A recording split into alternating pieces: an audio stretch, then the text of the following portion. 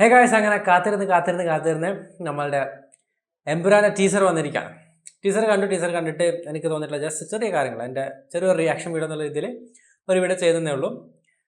First തന്നെ teaser കണ്ടപ്പോൾ എനിക്ക് തോന്നിയിട്ടുള്ളത് ടീസർ ഒരു വലിയ രീതിയിൽ എലവേറ്റ് ചെയ്യുന്ന അല്ലെങ്കിൽ വലിയ രീതിയിലൊരു മാസ് അപ്പീലിംഗ് കൊടുക്കുന്ന രീതിയിലല്ല അവർ കട്ട് ചെയ്ത് വെച്ചിരിക്കുന്നത്. അതെനിക്ക് തോന്നുന്നു കരുതിക്കൂട്ടി ചെയ്തതായിരിക്കാം. ആ ഒരു എക്സ്പെക്റ്റേഷൻസ് ഉണ്ടല്ലോ, അത് ഒന്ന് പിടിച്ചു നിർത്താൻ വേണ്ടിയിട്ട് ചെയ്തതായിരിക്കാം. കാരണം എക്സ്പെക്ടേഷൻ ഓൾറെഡി നമുക്കറിയാം സ്കൈ ലെവലിലാണ്.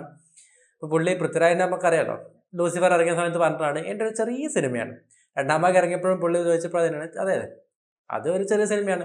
അപ്പോൾ അതും മൈൻഡിൽ കണ്ടിട്ട് പുള്ളി ആ രീതിയിൽ കട്ട് ചെയ്ത് വെച്ചാണെന്ന് എനിക്ക് തോന്നുന്നത്. അത് അങ്ങനെ ഒരു എലവേറ്റ് ചെയ്യുന്ന ടീച്ചറൊന്നുമല്ല, നല്ലൊരു സ്റ്റേബിളായിട്ട് ഒരു അല്ലെങ്കിൽ ഒരു ഒറ്റ പേസിൽ ഇങ്ങനെ പോകുന്ന കുറച്ച് വിഷ്വൽസ് കാണിക്കുന്ന ഒരു മ്യൂസിക്. പിന്നെ ആ കാണിച്ചിരിക്കുന്ന വിഷ്വൽസൊക്കെ പക്ഷേ എൻ്റെ പൊന്നോ മക്കളെ, മറ്റേ സുരാജ് പറഞ്ഞ പോലെ ജംഗിൾ പൊളി എന്ന് പറയുന്ന പോലെ തന്നെയാണ്. എന്തോ ഒന്നാണ് ഒയ്യോ, വാറോ മറ്റേ കോമ്പാക്ട് സോണോ വാർ സോണോ എന്തൊക്കെയാണ് സാധനം. ഫുള്ള് നമ്മൾ സെറ്റ്. പക്ഷെ അതിലൊരു സാധനം VFX അല്ലാന്നുള്ളത് പറഞ്ഞിട്ടുണ്ടായിരുന്നു. Helicopter, rocket launcher, AK-47 rocket ലോഞ്ചറിൽ താഴെ ഒരു പരിപാടി ഇല്ല എന്ന് പറഞ്ഞ പോലെ അതിൽ താഴെ ഒരു പരിപാടി ഇല്ലടേ. നമുക്ക് സാധാരണ പിസ്റ്റലും ചെറിയ ബോംബൊന്നും പറ്റില്ല. ഒരു ബോംബ് ഇടുന്നുണ്ടെങ്കിൽ നമുക്ക് റോക്കറ്റ് ലോഞ്ചർ വെടി പൊട്ടിക്കണ്ടെങ്കിൽ നമുക്ക് നല്ല ഓട്ടോമാറ്റിക് ആയിട്ടുള്ള ഫുൾ ടെൻഡർ ആയിട്ടുള്ള ഗണ്ണ് വേണം എന്നും പറഞ്ഞിട്ട് ചെയ്തു വെച്ചിരിക്കുന്നതാണ്. പിന്നെ ഹെലികോപ്റ്റർ തൊട്ട് ഫുള്ള് ഒരു ഒരു വാർ മയം എന്ന് പറയുന്ന പോലത്തെ സംഭവമാണ്. അപ്പോൾ ടീസറിൽ ഞാൻ ശ്രദ്ധിച്ചിട്ടുള്ള വേറെ കാര്യം എന്ന് വെച്ച് കഴിഞ്ഞാൽ ഒരൊറ്റ ഡയലോഗ്സും പുതുതായിട്ടുള്ളതല്ല. ഫസ്റ്റ് ലൂസിഫറിൽ നമ്മൾ കണ്ടിട്ടുള്ള ഡയലോഗ്സ് ആണ് കംപ്ലീറ്റ്ലി അവർ ടീസറിൽ യൂസ് ചെയ്തിരിക്കുന്നത്. ഒരു പുതിയ ഡയലോഗ്സും ഇല്ല. അപ്പോൾ എന്തൊക്കെയോ കാര്യങ്ങൾ അവർ ഹൈഡ് ചെയ്ത് വെച്ചിട്ടുണ്ട്, അല്ലെങ്കിൽ എന്തൊക്കെയോ സർപ്രൈസസ് അതിൻ്റെ ഉള്ളിലുണ്ട് എന്നുള്ളത് 100% ഉറപ്പാണ്. അതുകൊണ്ടാണ് ആ രീതിയിൽ അവർ ഒരു ഒരു വലിയ രീതിയിലൊരു എലവേറ്റ് ചെയ്യുന്ന രീതിയിലൊരു സംഭവമല്ല ചെയ്ത് വെച്ചിരിക്കുന്നത്, അല്ലെങ്കിൽ നമുക്ക് ടീസറിൽ കട്ട് ചെയ്ത് വെച്ചിരിക്കുന്നത്. അപ്പോൾ അത് ചിലപ്പോൾ എന്തെങ്കിലുമൊക്കെ സംഭവങ്ങൾ ബിഗ് ആയിട്ടുള്ള എന്തെങ്കിലുമൊക്കെ കാര്യങ്ങൾ ഉണ്ടാവും. നമ്മളിപ്പം തന്നെ നമുക്കറിയാം, ഇപ്പം ഒരു 100 ആയിരക്കണക്കിന് ഫാൻസ് തിയറീസ് ഇപ്പം തന്നെ വരും. അതിലും അത് എരുതിയിൽ അന്വേഷിക്കാൻ വേണ്ടി നിങ്ങൾക്കറിയാം ഇല്യൂമിനാറ്റിയുടെ അതൊക്കെ എക്സ്പ്ലിസിറ്റ് ആയിട്ട് അവർ കാണിക്കുന്നുണ്ട്. ആ സിമ്പിൾസും കാര്യങ്ങളൊക്കെ അത്രയും ഡയറക്റ്റായിട്ട് കാണിക്കുന്നുണ്ട്. അത് നിങ്ങൾ ശ്രദ്ധിച്ചിട്ടൊന്നും അറിയില്ല. ടീച്ചർ നമ്മൾ പേര് എഴുതി കാണിക്കുന്നതിൻ്റെ ബാക്ക്ഗ്രൗണ്ടിൽ വരുന്ന BG ഇമേജ് എന്ന് പറയുന്നത് അതിൻ്റെ സിമ്പിൾസ് വെച്ചിട്ടാണ് ചെയ്തിരിക്കുന്നത്. അപ്പം നമുക്കറിയാം അപ്പം തന്നെ ഫാൻസുകാർ തിയറീസ് എഴുതി തുടങ്ങിയിട്ടുണ്ടാവും. അപ്പോൾ അതൊക്കെ ഒന്ന് കൺട്രോൾ ചെയ്യാൻ വേണ്ടിയിട്ടായിരിക്കും ഈ ഒരു ലെവലിൽ ഈ ഒരു ബേസിൽ അവർ പിടിച്ചിട്ട് ടീച്ചർ കട്ട് ചെയ്ത് വെച്ചിരിക്കുന്നത്. പക്ഷേ വിഷ്വൽസൊക്കെ എൻ്റെ അമ്മ ഒരു രക്ഷയില്ലടേ. എന്ന് ഞാൻ പറഞ്ഞ പോലെ ഇത് ഏത് ലെവൽ നമുക്കറിയാം. പൃഥ്വിരാജ് എപ്പോഴും ഇൻ്റർവ്യൂവിൽ പറയുന്നൊരു കാര്യമാണ്, മലയാളത്തിൽ ഒരു ബാഹുബലി വരും, മലയാളത്തിൽ ഒരു KGF വരും, തീർച്ചയായിട്ടും വരും. അപ്പോൾ അതൊക്കെ കൊണ്ടുവരാൻ പറ്റണം എന്നുണ്ടെങ്കിൽ എനിക്ക് തോന്നിയിട്ടുള്ളത്, പേഴ്സണലി എനിക്ക് തോന്നിയിട്ടുള്ളത് പറ്റണം എന്നുണ്ടെങ്കിൽ പൃഥ്വിരാജിനെ വിചാരിക്കണം എന്നുള്ളത്. അപ്പോൾ ആ ഒരു മൈൻഡ് സെറ്റോടുകൂടി തന്നെയാണ് ഈ ഒരു സാധനം ചെയ്തിട്ടുള്ളത് എന്നുള്ളത് കാണുമ്പോൾ തന്നെ മനസ്സിലാവുന്നുണ്ട്.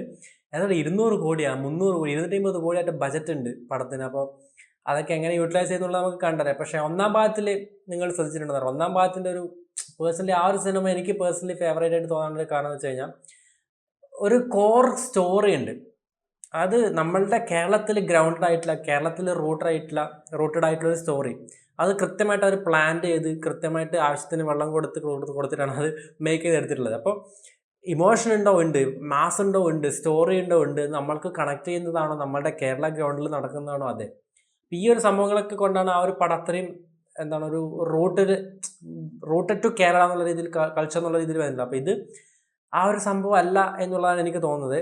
അപ്പോൾ അത്തരത്തിൽ ഒരു റൂട്ടഡ് ആയിട്ട് അല്ലെങ്കിൽ ഒരു കോറായിട്ടുള്ള സ്റ്റോറി ഇല്ല എന്നുണ്ടെങ്കിൽ പൊളിയും എന്ന് പറഞ്ഞാൽ ചീട്ടുകൊട്ടാരം പോലെ പൊളിയും എന്നുള്ളത് 100% ഉറപ്പാണ്. അപ്പോൾ എന്തായാലും ആ രീതിയിൽ ഉണ്ടാവില്ല എന്ന് വിചാരിക്കാം. പൃഥ്വിരാജ് എന്ന് പറയുന്ന സംവിധായകൻ കണ്ടിട്ടുള്ളൊരു വിഷ്വൽ അല്ലെങ്കിൽ അദ്ദേഹത്തിൻ്റെ ഒരു സ്കെയിൽ എന്താണെന്ന് നമുക്കറിയാം. അപ്പോൾ അതിൽ അത്രയും വലിയ സ്കെയിലാണ് ഈ സാധനം ചെയ്തു വെച്ചിരിക്കുന്നുള്ളത് നമുക്ക് കാണുമ്പോൾ തന്നെ അറിയാം. അതേ പറഞ്ഞ റോക്കറ്റ് ലോഞ്ചറിൽ താഴെ ഒരു പരിപാടിയില്ല. ഹെലികോപ്റ്റർ വരുന്നുണ്ടെങ്കിൽ സീരീസിൽ ഏറ്റവും ഹൈ എന്താണോ അത് മതി എന്നുള്ള രീതിയിൽ ഒരു സംഭവം വെച്ചിട്ട് ഒരു കോംപ്രമൈസും ചെയ്യാതെ ചെയ്ത് വെച്ചിരിക്കുന്ന പോലെയാണ് എനിക്ക് തോന്നിയിട്ടുള്ളത്.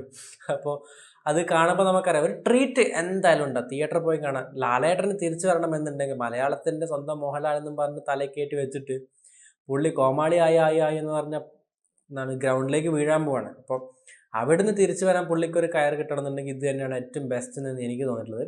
ഇതിനപ്പുറം എനിക്ക് കിട്ടാനില്ല, എലവേറ്റ് ചെയ്ത് എടുക്കാൻ വേറെ ആളും സാധിക്കില്ല എന്നാണ് എനിക്ക് തോന്നിയിട്ടുള്ളത്. അത് സ്റ്റാറിനുണ്ടല്ലോ, മോഹൻലാലിൻ്റെ ഒരു സ്റ്റാർഡം എന്ന് പറഞ്ഞിട്ട് പുള്ളിയുടെ സൃഷ്ടിച്ചിട്ടുള്ളൊരു എന്താണ് ബേസ് എന്താണെന്ന് നമുക്കറിയാം.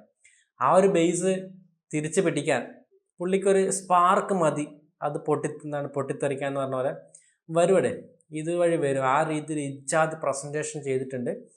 കാണിച്ചിട്ടുള്ള സീക്വൻസൊക്കെ നമുക്കറിയാം ആ ലെവലിൽ സാധനങ്ങളാണ്. പിന്നെ ലാസ്റ്റ് കാറ്റത്ത് നമ്മളെ പൃഥ്വിരാജും രാജേട്ടൻ വരുന്നുണ്ട്. ടൈഗറിൻ്റെ മറ്റേ സൽമാൻ ഖാൻ ടൈഗറിൽ വരുന്ന പോലെയാണ് എനിക്ക് തോന്നിയില്ല പെട്ടെന്ന്.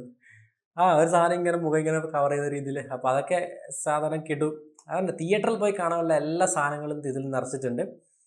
ആ രീതിയിലാണ് എനിക്ക് തോന്നിയിട്ടുള്ളത്. അപ്പോൾ അതുകൊണ്ട് എന്തായാലും ഓവർ ദ ടോപ്പ് ആയിരിക്കും. പക്ഷെ അതിൻ്റെ ഉള്ളിൽ നല്ലൊരു കോറായിട്ടുള്ളൊരു ഇമോഷൻ സ്റ്റോറി ഉണ്ടാകും. കാരണം അത് ടീസറിൽ തന്നെ അവർ കാണിക്കുന്നുണ്ട്. ഒരു സൈഡ് വാർ ആ സംഭവമാണെങ്കിൽ, ആ ഒരു മിലിറ്ററി കംപ്ലീറ്റ് ഒരു ബേസ് ആണെങ്കിൽ, തൊട്ടപ്പുറത്ത് മഞ്ജു വാര്യറുണ്ട്, നമ്മളെ ടൊവിനോ ഉണ്ട്, ബാക്കിയുള്ള ക്യാരക്ടേഴ്സ് ഇന്ദ്രജിത്ത് ഉണ്ട്, എല്ലാവരും ഇപ്പുറത്തെ സൈഡും ഉണ്ട്. അപ്പോൾ അത് രണ്ടും മാറി മാറിയാണ് കാണിക്കുന്നത്. അപ്പോൾ ഇത് എങ്ങനെ പോകുന്നു, ഏത് രീതിയിൽ വരുന്നുള്ളൂ നമുക്കറിയില്ല. കാരണം ഇത് പറഞ്ഞിട്ട് ഒരു ഫ്രാഞ്ചൈസിയാണ്. ബാക്കിയൊക്കെ ഒരു ട്രെയിലറും കൂടി വന്നു കഴിഞ്ഞാൽ നമുക്ക് കൃത്യമായിട്ട് കുറച്ചുകൂടി ഒരു ഐഡിയ കിട്ടും.